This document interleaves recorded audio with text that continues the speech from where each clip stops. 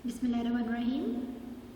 हमने अपने जितने तमाम लेक्चर्स जो पढ़े उस वर्टिब्रेट्स के बारे में हमने जितनी तमाम डिटेल पढ़ी उसमें हमने अर्थ की बायोडाइवर्सिटी को स्टडी किया। तो आज हम अपना लास्ट टॉपिक यानी कि हमारी जो लास्ट स्पीशी है उसको डिस्कस करेंगे। लास्ट स्पीशी जो है उसका नाम है होमो सैपियंस, यानी कि हम अपने बारे में स्टडी करेंगे। ठीक है, अगर इसकी बात की जाए कि ये कितनी पुरानी है तो it is about 2 lakh years old. ठीक है, तो अब हम बात करेंगे कि इसके करेक्टर्स क्या हैं। हम इस लेक्चर में होमिनिन्स और होमो सैपियंस को डिटेल में डिस्कस करेंगे। ठीक है, होमिनिन्स और होमो सैपियंस को डिस्कस करेंगे। तो ये आपको एक पिक भी नज़र आ रही है जिसमें आपको पता चल रहा है कि एक मंकी है, उसके बाद फर्दर जो है होमो सैपियंस हैं, लास्ट पे होमो सैपियन है। उससे पहले जो है 2 और स्टेजेस हैं जिसमें हम अर्ली होमिनिन को डिस्कस करते हैं। ठीक है, तो ये हम इस लेक्चर में डिटेल में देखेंगे कि इंसान जो है वो कैसे वजूद में आया। जिस तरह हमने पहले अपने तमाम लेक्चर से जो है वो डायनासॉर्स और उसके बाद रेप्टाइल्स हैं, मैमल्स हैं, इन सारी चीज़ों को स्टडी किया था। ठीक है, तो आज हम जो है डिटेल में होमिनिन्स और होमो सैपियंस को स्टडी करते हैं। तो सबसे पहले हम बात कर रहे थे कुछ ह्यूमन के डिराइव्ड करेक्टर्स की कि ह्यूमंस के करेक्टर्स कौन से हैं। तो इसमें अगर हम बात करें a number of characters distinguish humans from other apps, कि बहुत सारे ऐसे करेक्टर्स हैं जो क्या करते हैं, ह्यूमंस को डिस्टिंग्विश करते हैं एप्स से। एप्स हमने लास्ट लेक्चर में इसके बारे में पढ़ा था, इसमें हमने मंकीज़ पढ़ा, इसमें हमने एप्स को भी डिस्कस किया था। एप्स एक मंकी की ही स्पीशी है। ठीक है, तो अब इसमें क्या करेक्टर्स थे ह्यूमंस के, तो इसमें कहते हैं कि जो ह्यूमंस हैं they stand upright and they are bipedal locomotion, कि ह्यूमंस जो हैं वो सीधा खड़ा हो सकते थे और वो बाइपेडल लोकोमोशन क्या है कि वो अपने 2 पाँव पर चल सकते हैं। ठीक है, तो ये करेक्टर है। उसके अलावा ह्यूमंस के जो ब्रेन है वो लार्जर है। ठीक है, एक तो ह्यूमन जो है अपने 2 पाँव पर वॉक कर सकते हैं, सीधा खड़ा हो सकते हैं। उसके अलावा ह्यूमन का जो ब्रेन है बहुत बड़ा है। ठीक है, उस ब्रेन की वजह से ठीक है उसमें क्या कैपेबिलिटीज़ हैं कि वो बोल सकते हैं। उसके अलावा एंड दे सिंबॉलिक थॉट, अगर कोई सिंबल्स हैं तो उनको वो पहचान सकते हैं। ठीक है, उनमें सोचने समझने की सलाहियत है, वो बोल सकते हैं। उनमें लैंग्वेज जो है वो उसमें कैपेबिलिटी है कि वो बोल सकते हैं। अगर हम पहले जानवरों की बात करते थे तो उसमें हमने लैंग्वेज को डिस्कस नहीं किया था। ठीक है, तो अब हम ह्यूमन की बात कर रहे हैं तो ह्यूमन में लैंग्वेज कैपेबिलिटीज़ आ गई थी और उनके जो सोचने समझने की सलाहियत है वो भी बहुत ज़्यादा है। उसके अलावा जो ह्यूमंस हैं वो क्या करते थे, वो बहुत ज़्यादा कॉम्प्लेक्स टूल्स का भी इस्तेमाल करना शुरू हो गए। अब हम टूल्स को भी डिस्कस करेंगे कि वो किस तरह के टूल्स को इस्तेमाल करते थे। ठीक है, the manufacture and use of complex tools.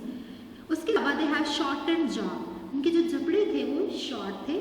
ठीक है, उनकी जो जॉ बोन्स थी, जो हम कहते हैं कि जैसे ये जॉ है, जो हमारे जबड़े हैं, इसकी जो ये बोन है वो क्या थी, वो शॉर्ट थी, रिड्यूस्ड फॉर्म में थी।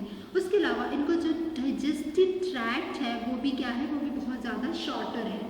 तो ये कुछ डिराइव्ड करेक्टर्स हैं ह्यूमन के जो आपको पेपर में अगर क्वेश्चन आए कि ह्यूमन से कुछ करेक्टर्स लिखें जो आप जो ह्यूमंस को ऐप से डिस्टिंग्विश करते हैं, तो उसमें आप ये जो करेक्टर्स हैं उनको मेंशन करेंगे। ठीक है, आपसे शॉर्ट में भी पूछा जा सकता है। उसके अलावा अगर आपसे लॉन्ग में भी पूछा जाए तो आप लॉन्ग में तो खैर जस्ट इतना सा नहीं पूछा जाएगा, उसमें बाकी डिटेल भी आपसे पूछी जा सकती है। उसके अलावा अगर हम मॉलिक्यूलर लेवल पे स्टडी करें ह्यूमंस की, ठीक है, मॉलिक्यूलर लेवल पे अगर इसकी स्टडी की जाए तो साइंटिस्ट ने कंपेयर किया था ह्यूमंस के जीनोम्स को और चिंपैंजी के जीनोम को स्टडी किया था। ठीक है, तो हम कहते हैं कि ह्यूमन जो है ड्राइव फ्रॉम द चिंपैंजी, बिल्कुल हमें चिंपैंजी की तरह का दिखाई देता है। मैंने लास्ट लेक्चर जब आपको दिया था उसमें आपको चिंपैंजी और गोरिल्लास, मंकीज़ को डिटेल में बताया था कि इसके ये करेक्टर्स हैं, इसके ये करेक्टर्स हैं, और मैंने आपको उसकी जो पिक्चर है वो भी दिखाई थी और उसमें डिफरेंस भी वाज़िया तौर पर आपको दिखाया था। अगर आपको इसके बारे में नहीं पता तो आप लास्ट लेक्चर को दोबारा से रिवाइज कर सकते हैं ताकि आपको चिंपैंजी और मंकीज़ और गोरिल्लास एप्स के बारे में पता चल सके। तो जब साइंटिस्ट ने जीनोम जो है ह्यूमन और चिंपैंजी का लिया और उसके बाद उसको कंपैरिजन किया, ठीक है, उसके दरमियान में जब कंपेयर किया उनको, तो उन्होंने देखा कि उसके जो 2 जीनोम थे वो 99% आइडेंटिकल थे, लेकिन उसमें तकरीबन 1% जो है वो एक जीन की अगर बात करें तो एक जीन में जो है 1% डिफरेंस शो हो रहा था बाकी जीनोम्स की निस्बत, यानी कि एक जीन भी बहुत ज़्यादा एक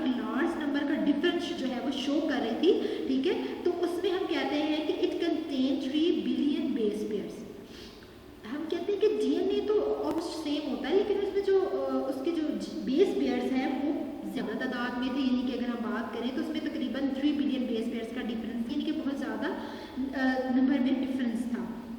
ठीक है, उसके अलावा जो है कुछ इसके जीन्स में हम कहते हैं कि further more changes in a small number of genes and can have a large number of effects, के एक जीन तो स्मॉल नंबर की है लेकिन उसका इफेक्ट जो है वो बहुत ज़्यादा बड़ा है। ठीक है, small number of genes can have large effects. ठीक है, तो ये क्या शो करवाती है कि ये जो हमने एक पॉइंट आपको मैंने बताया कि small number of genes have large effects, तो ये पॉइंट हाईलाइट करता था कि ह्यूमन और जो चिंपैंजी है उसमें तकरीबन 19 रेगुलेटरी जीन्स जो है वो डिफर करते हैं। ठीक है, और उसके अलावा ये जो जीन्स है ये बाकी जो जीन्स हैं उनके ऑन और ऑफ का भी काम करती है, इसलिए हम कहते हैं कि जो ह्यूमंस और चिंपैंजी है इनके दरमियान में डिफरेंस मौजूद है। ठीक है, तो ये अब आपने अपने जहन में इस बात को याद रखना है कि ह्यूमन और चिंपैंजी में डिफरेंस है कि जीन्स की वजह से, कि इनमें तकरीबन 9 रेगुलेटरी जीन्स मौजूद होती हैं। तो वो जीन्स जो है जो 19 रेगुलेटरी जीन्स जो मौजूद है वो जीन्स जो है वो ऑन और ऑफ का काम करती हैं, और वो ऑन और ऑफ किसका, यानी कि जीन्स को ऑन भी करना और ऑफ भी करना। तो ये आपको बताएंगे कि ह्यूमन जो है वो चिंपैंजी से सेपरेट है, उसके अलावा जो फर्दर लिविंग एप्स हैं उनसे भी ह्यूमंस सेपरेट होते हैं। ये कुछ डिराइव्ड कैरेक्टर्स थे जो हमने पढ़े। उसके अलावा हम अगर बात करें, humans are the mammals that have a large brain and bipedal locomotion. ठीक है, तो ह्यूमंस अगर आप इसकी डेफिनेशन देखें तो ह्यूमंस क्या है, एक मैमल्स है। इस पूरी डेफिनेशन में आपको उसके कैरेक्टर्स नजर आ रहे हैं कि humans are the mammals that have a large brain and bipedal locomotion. ठीक है, अब कुछ हम बात करते हैं अर्लीस्ट होमिनिन्स की। ठीक है, अब हम बात करेंगे अर्लीस्ट होमिनिन्स। तो अब अर्लीस्ट होमिनिन्स की बात करते हैं तो वो अर्लीस्ट होमिनिन्स क्या है। सबसे पहले हम कहते हैं कि the species Homo sapiens is about 2 lakh years old which is very and considering that life has existed on earth for at least 3.5 billion years. ठीक है, मैंने अभी आपको बताया कि होमो सैपियंस जो है, ठीक है, ये इतने पुराने नहीं है जैसे कि बिलियन ईयर्स अगो की बात नहीं है। जैसे हम बात करें कि अर्थ जो है, ठीक है, वो कब उस एग्जिस्ट हुई, अबाउट 3.5 बिलियन ईयर्स पहले। ठीक है, 3.5 बिलियन साल पहले अर्थ जो है वो एग्जिस्ट हुई। उसके बाद जो है तकरीबन होमो सैपियंस जो है वो कब आए, ये 2 लाख साल पहले। ठीक है, हम कहते हैं कि इतने ज़्यादा पुराने नहीं है, ये बहुत ज़्यादा यंग है, विच इज़ वेरी यंग। तो अब यहाँ पे एक टर्म है जो आपसे ये भी एग्जाम में पूछी जा सकती है, या आपसे कोई MCQ भी पूछा जा सकता है। ठीक है, पैलियो एंथ्रोपोलॉजी क्या है, पैलियो एंथ्रोपोलॉजी क्या चीज़ है, the study of human origins is known as paleo anthropology. कि जो हम स्टडी करते हैं, जैसे हम मुख्तलिफ स्टडीज़ करते हैं, जैसे आप एनिमल्स की स्टडी कर रहे हैं तो आप zoology कहलाते हैं, अगर आप प्लांट की स्टडी करते हैं तो आप बॉटनिस्ट कहलाते हैं। ठीक है, इसी तरह जब आप जो है इसकी ह्यूमन ओरिजिन्स की स्टडी कर रहे होते हैं तो उसको आप क्या कहते हैं कि ये पैलियो एंथ्रोपोलॉजी है। ठीक है, तो ये जो पैलियो, अब इनको हम कहेंगे इस स्टडी को तो पैलियो एंथ्रोपोलॉजी कहेंगे, और जो ये स्टडी कर रहे होते हैं उसको हम कहेंगे these are the paleo anthropologists. जैसे zoology एनिमल की स्टडी, ठीक है, और जो ये स्टडी कर रहे हैं जैसे कि zoologist, ओके, क्योंकि यू आर आल्सो zoologist क्योंकि आप एनिमल्स की स्टडी कर रहे हैं। तो अब हम बात करते हैं कि जो पैलियो एंथ्रोपोलॉजिस्ट हैं, ठीक है, paleoanthropologists have discovered fossils of about 20 species of extinct hominins। तो पैलियोएंथ्रोपोलॉजिस्ट ने तकरीबन जो है 20 स्पीशीज जो है इनको फॉसिल्स मिले, फॉसिल्स डिस्कवर हुए, तकरीबन 20 स्पीशीज थी और वो जो है वो एक्सटिंक्ट हो चुके थे, वो अब मौजूद नहीं है। पैलियोएंथ्रोपोलॉजिस्ट ने जो डिस्कवर्ड फॉसिल किए about 20 species of extinct hominins. अब होमिनिन्स क्या चीज़ है, होमिनिन्स क्या है, हम देख लेते हैं होमिनिन्स क्या है। होमिनिन्स हम कहते हैं फॉर्मली कॉल्ड होमिनिड्स। ठीक है, तो these species are known as hominids. ठीक है, तो अगर हम होमिनिन्स की बात करें तो क्या है कि these species are closely related to humans than to chimpanzees. तो ह्यूमनिड्स हम किसको कहते हैं, इसको कहा जाता है फॉर्मली कॉल्ड ह्यूमनिड। ठीक है, उसके अलावा हम इसको कहते हैं कि इसके लिए जो है एक और टर्म भी यूज़ की जाती है जिसको होमिनिन भी बोला जाता है। उसके अलावा होमिनिन्स की अगर आपसे पूछा जाए होमिनिन्स क्या है, तो ये जो स्पीशीज़ हैं ये बहुत ज़्यादा क्लोजली रिलेटेड हैं ह्यूमंस के एज़ कम्पेयर टू चिंपैंजीज। तो आपको अब ह्यूमनिन की भी समझ आ गई होगी। उसके अलावा 1994 में कुछ फॉसिल्स मिले, ठीक है। 1994 में कुछ फॉसिल्स मिले जिसे हम कह रहे हैं कि since 1994 fossils of 4 hominin species dating from more than 4 million years ago and have discovered. इनको कुछ फॉसिल्स मिले, यानी कि 4 हेमिनिन फॉसिल्स मिले कब थे? 1994 में, और वो जो फॉसिल्स थे वो तकरीबन 4 मिलियन ईयर्स अगो पहले के थे, ठीक है। उसके अलावा वो जो फॉसिल थे, द ओल्डेस्ट ऑफ दीज हेमिनिन, जिसको हम कहते हैं कि ये क्या है? सहेलोएंथ्रोपस, ठीक है। इस वो जो फॉसिल्स मिले उसमें क्या है? सहेलोएंथ्रोपस, ठीक है, टेक्डेंसिस, सहेलोएंथ्रोपोसिस टेक्डेंसिस, ठीक है। तो ये आपको अगर बोलने में कुछ मुश्किल हो तो आप इसको आप करके बोल सकते हैं, क्योंकि इसमें कुछ ऐसे वर्ड्स आएंगे जिसको बोलने में आपको प्रॉब्लम होगी, ठीक है। जैसे कि ये है सहेलोएंथ्रोपस टेक्डेंसिस, ठीक है। तो ये तकरीबन 6-7 मिलियन ईयर्स अगो पहले वजूद में थे, मतलब कि ये कब जिंदा थे? तकरीबन 6 to 7 मिलियन ईयर्स अगो पहले। Hominins originated in Africa about 6-7 million years ago, ठीक है। तो ह्यूमनिन्स कहाँ पे ओरिजिनेट हुए? अफ्रीका में, और तकरीबन 6-7 मिलियन ईयर्स अगो पहले, और उसका नाम है सहेलोएंथ्रोपस। उसके अलावा अगर इनके कुछ कैरेक्टर्स की बात करें हम, कि ये सहेलोएंथ्रोपस को हम कहते हैं कि अर्ली होमिनिन है। यहाँ पे वर्ड यूज़ किया हुआ है अर्ली होमिनिन, लेकिन आपकी बुक में मेंशन है सहेलोएंथ्रोपस।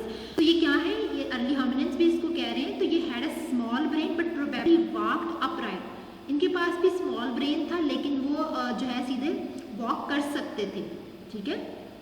इसके अलावा उन्होंने कहा कि two common misconceptions about early hominins, कि कुछ हम कह सकते हैं कि कुछ हमें गलतफहमियाँ भी हो सकती हैं, कि दो कॉमन थी जो हम अर्ली होमिनिन्स के बारे में हम सोचते थे कि thinking of them as chimpanzees, के कुछ ख्याल था कि ये चिंपैंजीज की तरह नज़र आते हैं। Imagining human evolution as a ladder leading directly to homo sapiens. इसके अलावा ये भी इमेजिन किया जाता था कि ये जो ह्यूमन एवोल्यूशन है, ठीक है, ये डायरेक्टली जो है कन्वर्ट हो गई इनटू होमो सैपियंस। कि इमेजिन किया जाता था कि चिंपैंजी के बाद डायरेक्टली जो है होमो सैपियंस बन गए। तो कुछ में ये गलत फहमियाँ थी, लेकिन ऐसा नहीं है, ठीक है, ये बिल्कुल सच बात नहीं है, ठीक है।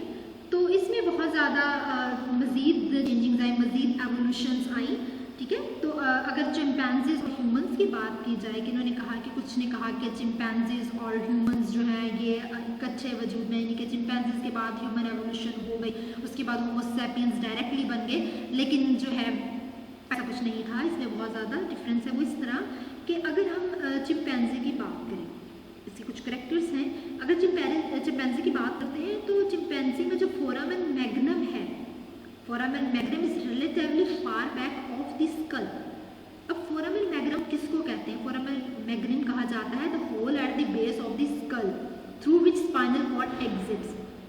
कि हमारा जो स्कल है, जो खोपड़ी है, उसमें एक होल मौजूद है, उसकी बेस में एक होल मौजूद होता है, उस होल को फोरामेन मैग्नम कहते हैं, और वहाँ से जो स्पाइनल कॉर्ड है, जो आपकी रीढ़ की हड्डी जिसको कह रहे हैं, वो एग्जिट होती है, उसको फोरामेन मैग्नम बोला जाता है। तो जो चिंपैंजी थे उसमें जो फोरामेन मैग्नम है, यानी कि वो जो होल है, वो बहुत ज़्यादा पीछे था, स्कल के बहुत पीछे था, ठीक है। लेकिन अगर हम अर्ली होमिनिन्स की बात करें, यानी हम इन अर्ली होमिनिन्स की अगर बात करें, तो उसमें क्या था कि उसमें जो उसके फोरामेन मैग्नम है वो उसके स्कल के पीछे था, लेकिन चिंपैंजी में उसके स्कल के बहुत पीछे था, ठीक है। ह्यूमंस में जस्ट पीछे था, खोपड़ी के बिल्कुल पीछे वजूद में आया, ठीक है, यानी कि मौजूद था। उसके बाद चिंपैंजी में उसकी खोपड़ी के बहुत पीछे था। उसके अलावा जो ये होल होता है, ये कहाँ पे मौजूद होता है? स्कल की कौन सी बोन में होता है? Occipital bone. जो स्कल है, जो खोपड़ी में कुछ बोन्स मौजूद होती है, उसकी एक बोन है जिसका नाम ऑक्सीपिटल है, वहाँ पर ये फोरामेन मैग्नम मौजूद होता है, ठीक है। तो उसके अलावा इसके बाद फर्दर कुछ और जो है एवोल्यूशन होती गई। इसके अलावा कुछ और जो है हम कहते हैं कि होमिनिन्स दरियाफ्त हुए, होमिनिन्स के कुछ के फॉसिल्स मिले, ठीक है।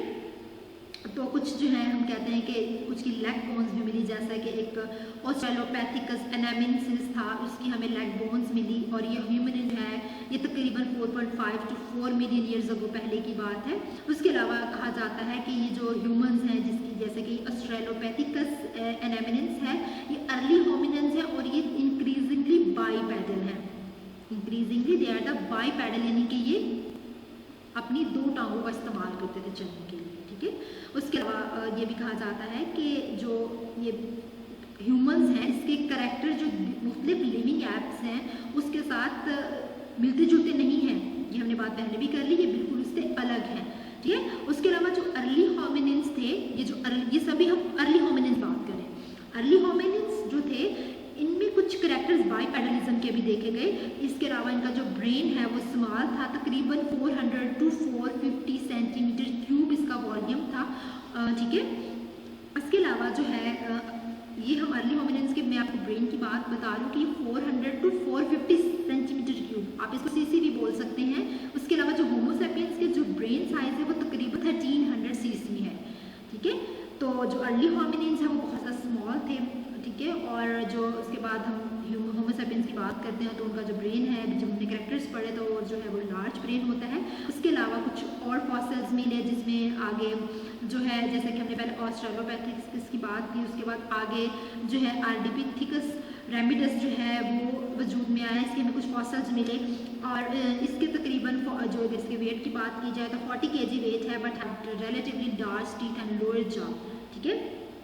तो ये जो मैंने आपको फॉसिल्स बताए हैं, मैं अभी आपको एक चार्ट है उसकी मदद से आपको दिखा भी देती हूँ कि ये फॉसिल्स किस तरह के हमें दिखाई देते हैं और जो फॉसिल्स जो डिस्कवर हुए वो किस तरह के डिस्कवर हुए थे, ठीक है। तो ये आपकी जो बुक है उसमें ये सारी चीज़ें मेंशन हैं, ठीक है।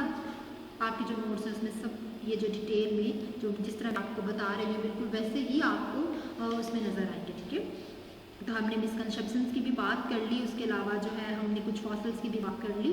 उसके अलावा जो है हमने भी बात कर ली कि कुछ ऐसे फॉसिल्स भी सेवरल होमिनिन स्पीशीज ऐसी भी थी जो इकट्ठी थी, ठीक है।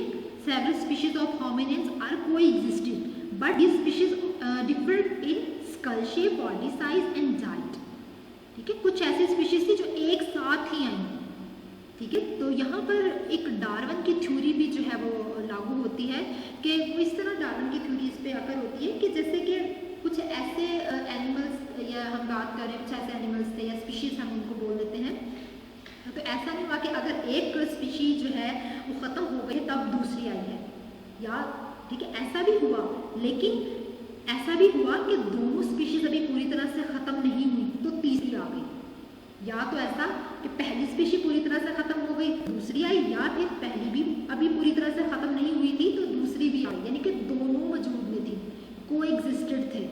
लेकिन उनमें डिफरेंस भी था, उनके स्कल, उनके शेप, उनकी बॉडी साइज, उनकी डाइट में डिफरेंस था उन स्पीशीज़ की। अगर डाइट की बात करें तो डाइट जो है उनके टीथ पर डिपेंड करते थे। जो फॉसिल मिले उनमें जो टीथ थे, उन टीथ को देखकर अंदाज़ा लगाया गया कि ये हर्बीवोर है या फिर ये कार्निवोर्स है, ठीक है। तो वो उनकी जो टीथ हैं, उनकी डाइट उस पर डिपेंड करती है कि ये किस तरह की खुराक को खाते हैं, ठीक है। तो उसके अलावा हमने ये भी देख लिया कि हम कह रहे हैं कि बहुत ज़्यादा जो है समटाइम ऐसा हुआ कि इकट्ठी स्पीशीज सारी एक को एग्जिस्ट हो गई, ऐसा नहीं हुआ कि पहली एक्सटिंक्ट हुई तो दूसरी स्पीशीज आई, ठीक है। उसके अलावा हम जिस तरह एक हम होमो एंसेस्टर की बात करें अगर, तो अगर हम जैसे हमने पहले भी मैंने फाइलोजेनेटिक ट्री बनाया था, तो हर चीज़ का कोई ना कोई एंसेस्टर होता है, ठीक है। तो वो सारी स्पीशीज फिर वहाँ से एक लिंक मौजूद होता है। जैसे अगर हम ह्यूमंस की बात करें तो हमारा जो लिंक है वो हम कहते हैं कि मंकीज़ के साथ है, ठीक है। उनकी जो रिजेम्बलेंस है, उनकी फेस की रिजेम्बलेंस है वो हमें मंकीज़ के साथ नज़र आती है, ठीक है। तो ह्यूमनिन्स की अगर हम कैरेक्टरिस्टिक्स की बात करें, वैसे तो अब ह्यूमनिन्स जो है एक्सटिंक्ट हो चुके हैं, अर्ली ह्यूमनिन्स क्योंकि उनकी जगह जो है इंसानों ने ले ली है। तो वो तकरीबन ये 5-6 मिलियन ईयर्स अगो पहले की बात है, ठीक है। तो उस टाइम ऐसा हुआ था कि वो तकरीबन स्ट्रेट नहीं चल सकते थे, सीधा खड़े नहीं हो सकते थे, ठीक है। लेकिन ह्यूमन जो है वो सीधा खड़े हो सकते थे।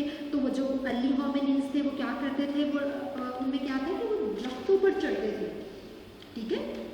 वो जो ट्रीज की ब्रांच है ना, ज़्यादातर टाइम कुछ मेंबर ऐसे थे जो अपने ज़्यादा टाइम ट्री की ब्रांच पर गुजार देते थे, ठीक है। और अगर हम चिंपैंजी और ह्यूमन के दोबारा से आपको मैं एक दफ़ा डिफरेंस बता दूँ, तो चिंपैंजी के जो लिम्ब हैं, ठीक है, चिंपैंजी के जो लिम्ब हैं वो लोअर लिम्ब है, ठीक है। हम कहते हैं कि चिंपैंजी के जो लोअर लिम्ब है वो स्मॉल होते हैं, ठीक है, और इसके जो फोर लिम्ब होते हैं वो लार्ज होते हैं, ठीक है। क्योंकि वो चिंपैंजी जो है वो ट्रीज में की जो ब्रांच है उन पर लटकता है, तो उस वजह से उसके जो लोअर लिम्ब होते हैं वो स्मॉल होते हैं, लेकिन उसके जो फोर लिम्ब है वो लार्ज होते हैं। लेकिन ह्यूमंस के जो लोअर लिम्ब है वो क्या हुआ, lower limb are large and fore limb are small, ठीक है। उसके अलावा जो वर्टिब्रल कॉलम की शेप है वो भी चेंज हुई, ठीक है। जैसे चिंपैंजी की वर्टिब्रल कॉलम थी कि वो हमें ऐसे मुड़े हुए नजर आते थे, लेकिन ह्यूमंस में ऐसा नहीं था। ह्यूमंस की वर्टिब्रल कॉलम आपको बिल्कुल सीधी नजर आती है, ठीक है। तो वर्टिब्रल कॉलम की शेप जो है वो चेंज हो गई। उसके अलावा जो हम चिंपैंजी की बात करते हैं, चिंपैंजी में उसकी जो चिन है वो पूरी तरह से प्रोमिनेंट नहीं थी, लेकिन ह्यूमंस में उसकी चिन जो है पूरी तरह से प्रोमिनेंट नजर आई। उसके अलावा उसका ब्रेन डेवलप हुआ, ब्रेन जो है बहुत उसमें सोचने समझने की सलाहियत हुई। उसके अलावा ह्यूमन जो है वो इरेक्ट थे, ठीक है, इरेक्ट पोजीशन थी, लेकिन चिंपैंजी की पोजीशन इरेक्ट नहीं थी,